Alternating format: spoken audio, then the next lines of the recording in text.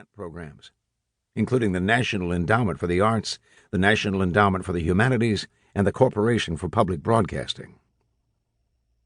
The Oprah of the Oval Office, or double plus good dystopianism? How did all this come to be? Several related news events that exemplified what has come to be known as the post-factual world account for the meteoric rise and final breakthrough of 1984 to the top of the bestseller lists in January 2017. Within hours of Trump's swearing in, White House Press Secretary Sean Spicer heatedly insisted that the inauguration had been the best attended ever, period, regardless of what the photo and statistical evidence might indicate.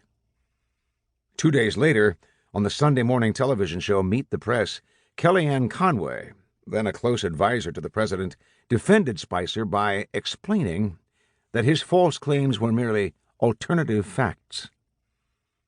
Alarms rang out across the globe that Winston Smith could not have come up with a better line in his cubicle at the Ministry of Truth, where all fabrications are merely what could be termed alternative facts. Within minutes of the novel's historic reconquest of first place on the bestseller list, as had already happened during September 1983 to April 1984, 34 years after its original publication in June 1949, staffers from news organizations such as CNN and PBS were in touch with me for comments about what Orwell would say.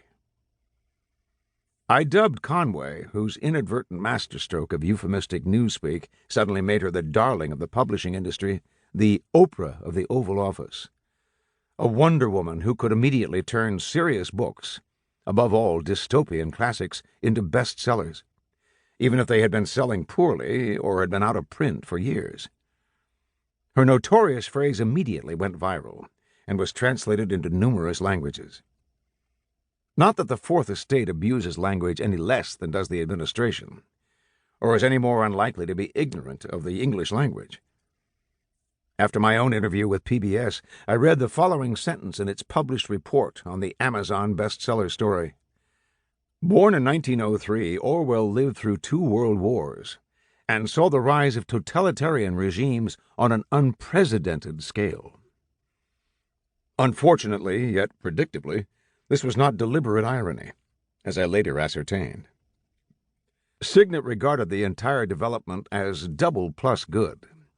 Its edition of the novel soared even higher in the 2 months following the inauguration, enjoying a 10,000% increase in sales, whereupon the publisher immediately announced a new print run of 100,000 copies, including an additional 25,000 of Animal Farm.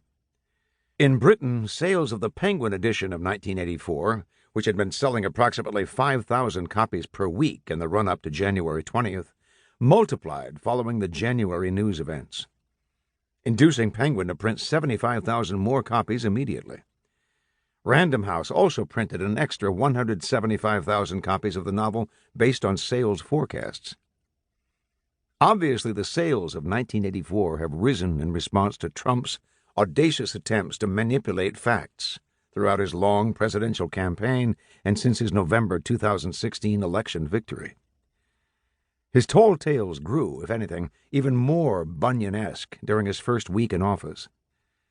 For instance, besides outlandish claims of mass voter fraud and his contention that he had lost the popular vote in the November election because 3 million votes had been cast illegally, Trump maintained that the science behind climate change is a hoax perpetrated by the Chinese.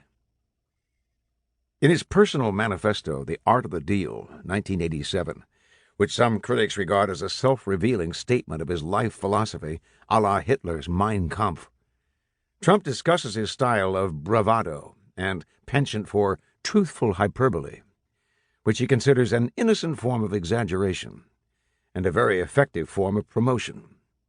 Unsurprisingly, among other post-election bestsellers on Amazon.com was Trump's The Art of the Deal. By late January, it had consistently secured a place in the top 15. Sanity is statistical, not? It is interesting that the connection between alternative facts and Orwell's dystopia was first